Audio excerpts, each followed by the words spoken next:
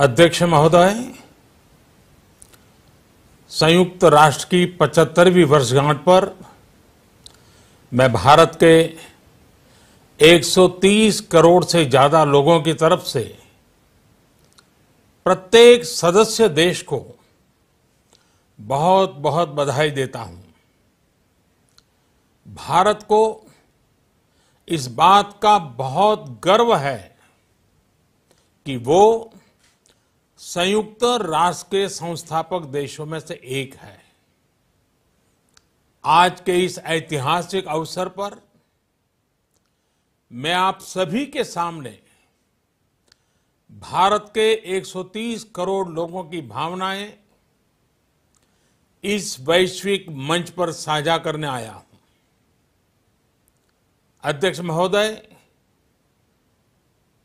1945 की दुनिया निश्चित तौर पर आज से बहुत अलग थी। पूरा वैश्विक माहौल, साधन, संसाधन, समस्याएं, समाधान सब कुछ भिन्न थे। ऐसे में विश्व कल्याण की भावना के साथ जिस संस्था का गठन हुआ, जिस स्वरूप में गठन हुआ, वो भी उस समय के हिसाब से ही था। आज हम एक बिल्कुल अलग दौर में हैं।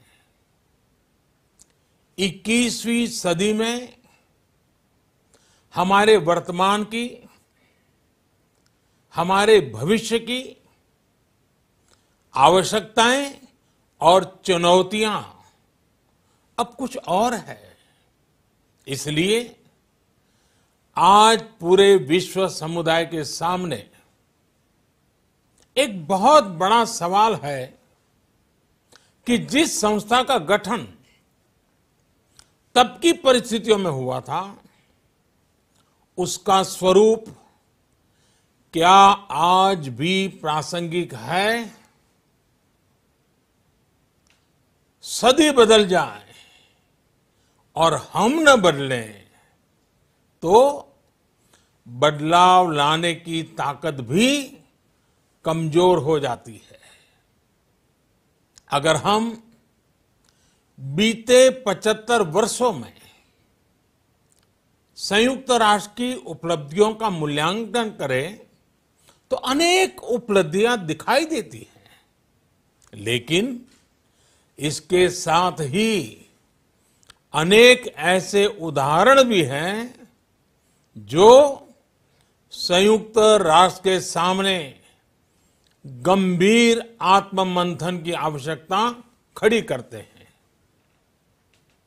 ये बात सही है कि कहने को तो तीसरा विश्व युद्ध नहीं हुआ, लेकिन इस बात को नकार नहीं सकते कि अनेकों युद्ध हुए, अनेकों गृह युद्ध भी हुए। कितने ही आतंकी हमलों ने पूरी दुनिया को थर्रा कर रख दिया। खून की नदियां बहती रही। इन युद्धों में, इन हमलों में जो मारे गए वो हमारी आपकी तरह इंसान ही थे। वो लाखों मासूम बच्चे जिन्हें दुनिया पर छा जाना था, वो दुनिया छोड़कर चले गए। कितने ही लोगों को अपने जीवन भर की पूंजी गंवानी पड़ी, अपने सपनों का घर छोड़ना पड़ा। उस समय और आज भी संयुक्त राष्ट्र के प्रयास क्या पर्याप्त थे? पिछले 8-9 महीने से पूरा विश्व कोरोना वैश्विक महामारी से संघर्ष कर रहा है। इस वैश्विक महामारी से निपटने के प्रयासों में संयुक्त राष्ट्र कहां है? एक प्रभावशाली रिस्पांस कहां है? अध्यक्ष महोदय, संयुक्त राष्ट्र की प्रतिक्रियाओं में बदलाव, व्यवस्थाओं में बदलाव, स्वरूप में बदलाव आज समय की मांग है। संयुक्त राष्ट्र का भारत में जो सम्मान है, भारत के 130 करोड़ से ज्यादा लोगों का इस वैश्विक संस्था पर जो अटूट विश्वास है, वो आपको बहुत कम देशों में मिलेगा। लेकिन ये भी उतनी ही बड़ी सच्चाई है कि भारत के लोग संयुक्त राष्ट्र के रिफॉर्म को लेकर जो प्रोसेस चल रहा है, उसके पूरा होने का बहुत लंबे समय से इंतजार कर रहे हैं। आज भारत के लोग चिंतित हैं कि क्या ये प्रोसेस कभी एक लॉजिकल एंड तक पहुंच पाएगा? आखिर कब तक भारत को संयुक्त राष्ट्र के डिसीजन मेकिंग स्ट्रक्चर से अलग रखा जाएगा?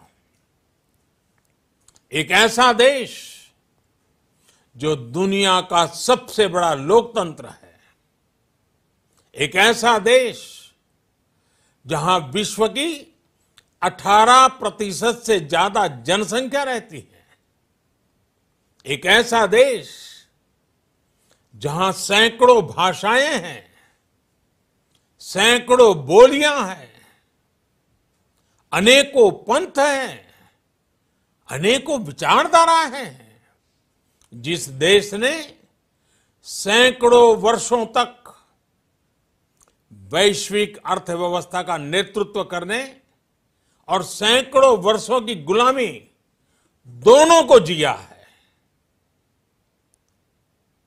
अध्यक्ष महोदय, जब हम मजबूत थे तो दुनिया को कभी सताया नहीं। जब हम मजबूर थे तो दुनिया पर कभी बोझ नहीं बने। अध्यक्ष महोदय, जिस देश में हो रहे परिवर्तनों का प्रभाव दुनिया के बहुत बड़े हिस्से पर पड़ता है, उस देश को आखिर कब तक इंतजार करना पड़ेगा? अध्यक्ष महोदय, संयुक्त राष्ट्र जिन आदर्शों के साथ स्थापित हुआ था और भारत की मूल दार्शनिक सोच बहुत मिलती जुलती है, अलग नहीं है। संयुक्त राष्ट्र के इसी हॉल में ये शब्द अनेकों बार गूंजा है, वसुधैव कुटुंबकम। हम पूरे विश्व को एक परिवार मानते हैं। यह हमारी संस्कृति, संस्कार और सोच का हिस्सा है। संयुक्त राष्ट्र में भी भारत ने हमेशा विश्व कल्याण को ही प्राथमिकता दी है। भारत वो देश है जिसने शांति की स्थापना के लिए लगभग 50 पीस कीपिंग मिशंस में अपने जांबाज सैनिक भेजे। भारत वो देश है जिसने शांति की स्थापना में सबसे ज्यादा अपने वीर सैनिकों को खोया है।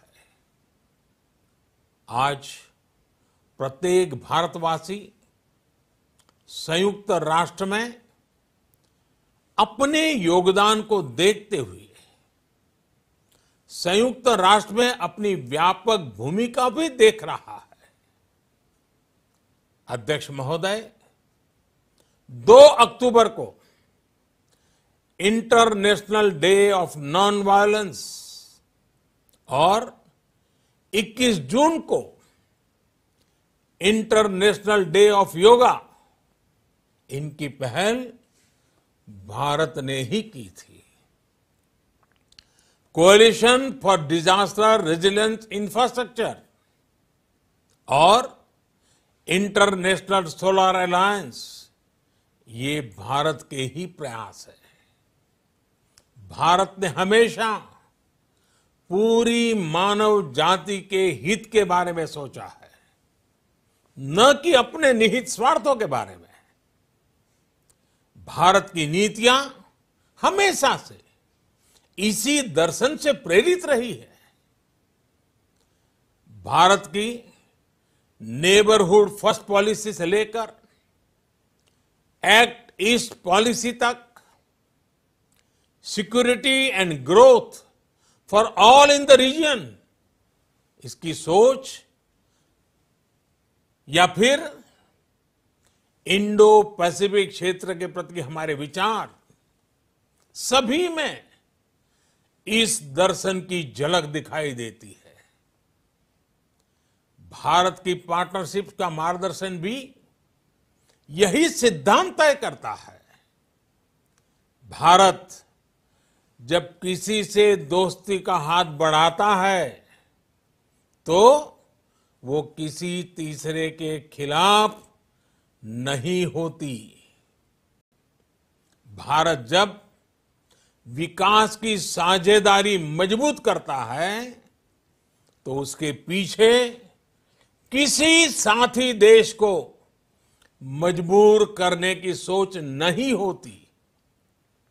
हम अपनी विकास यात्रा से मिले अनुभव साझा करने में कभी पीछे नहीं रहते।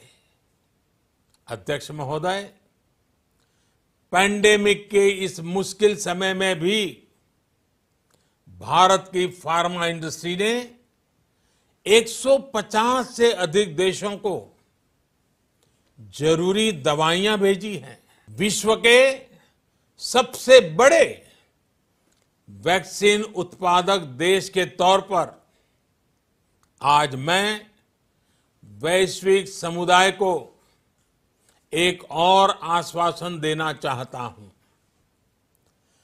भारत की वैक्सीन प्रोडक्शन और वैक्सीन डिलीवरी क्षमता पूरी मानवता को इस संकट से बाहर निकालने के लिए काम आएगी। हम भारत में और अपने पड़ोस में फेज 3 क्लिनिकल ट्रायल्स की तरफ बढ़ रहे हैं। वैक्सीन की डिलीवरी के लिए कोल्ड चेन और स्टोरेज जैसी क्षमता बढ़ाने में भी भारत सभी की मदद करेगा। अध्यक्ष महोदय, अगले वर्ष जनवरी से भारत सुरक्षा परिषद के अस्थायी सदस्य के तौर पर भी अपना दायित्व निभाएगा। दुनिया के अनेक देशों ने भारत पर जो विश्वास जताया है, मैं उसके लिए सभी साथी देशों का आभार प्रकट करता हूं। विश्व के सबसे बड़े लोकतंत्र होने की प्रतिष्ठा और इसके अनुभव को हम विश्व हित के लिए उपयोग करेंगे। हमारा मार्ग जन कल्याण से जग कल्याण का है। भारत की आवाज हमेशा शांति, सुरक्षा और समृद्धि के लिए उठेगी। भारत की आवाज मानवता, मानव जाति और मानवीय मूल्यों के दुश्मन आतंकवाद, अवैध हथियारों की तस्करी, ड्रग्स, मनी लॉन्ड्रिंग के खिलाफ उठेगी। भारत की सांस्कृतिक धरोहर, संस्कार, हजारों वर्षों के अनुभव हमेशा विकासशील देशों को ताकत देंगे। भारत के अनुभव, भारत की उतार चढ़ाव से भरी विकास यात्रा विश्व कल्याण के मार्ग को मजबूत करेगी। अध्यक्ष महोदय, बीते कुछ वर्षों में रिफॉर्म, परफॉर्म, ट्रांसफॉर्म इस मंत्र के साथ भारत ने करोड़ों भारतीयों के जीवन में बड़े बदलाव लाने का काम किया है। ये अनुभव विश्व के बहुत से देशों के लिए उतने ही उपयोगी हैं जितने हमारे लिए। सिर्फ 4-5 साल में 400 मिलियन से ज्यादा लोगों को बैंकिंग सिस्टम से जोड़ना आसान नहीं था, लेकिन भारत ने ये करके दिखाया। सिर्फ 4-5 साल में 600 मिलियन लोगों को ओपन डेफिकेशन से मुक्त करना आसान नहीं था, लेकिन भारत ने ये करके दिखाया। सिर्फ 2-3 साल में 500 मिलियन से ज्यादा लोगों को मुफ्त इलाज की सुविधा से जोड़ना आसान नहीं था, लेकिन भारत ने ये करके दिखाया। आज भारत डिजिटल ट्रांजैक्शन के मामले में दुनिया के अग्रणी देशों में है। आज भारत अपने करोड़ों नागरिकों को डिजिटल एक्सेस देकर एम्पावरमेंट और ट्रांसपेरेंसी सुनिश्चित कर रहा है। आज भारत वर्ष 2025 तक अपने प्रत्येक नागरिक को टीबी से मुक्त करने के लिए बहुत बड़ा अभियान चला रहा है। आज भारत अपने गांवों के 150 मिलियन घरों में पाइप से पीने का पानी पहुंचाने का अभियान चला रहा है। कुछ दिन पहले ही भारत ने अपने 6 लाख गांवों को ब्रॉडबैंड ऑप्टिकल फाइबर से कनेक्ट करने की बहुत बड़ी योजना की शुरुआत की है। अध्यक्ष महोदय, पैंडेमिक के बाद बनी परिस्थितियों के बाद हम आत्मनिर्भर भारत के विजन को लेकर आगे बढ़ रहे हैं। आत्मनिर्भर भारत अभियान ग्लोबल इकोनॉमी के लिए भी एक फोर्स मल्टीप्लायर होगा। भारत में आज ये सुनिश्चित किया जा रहा है कि सभी योजनाओं का लाभ बिना किसी भेदभाव प्रत्येक नागरिक तक पहुंचे।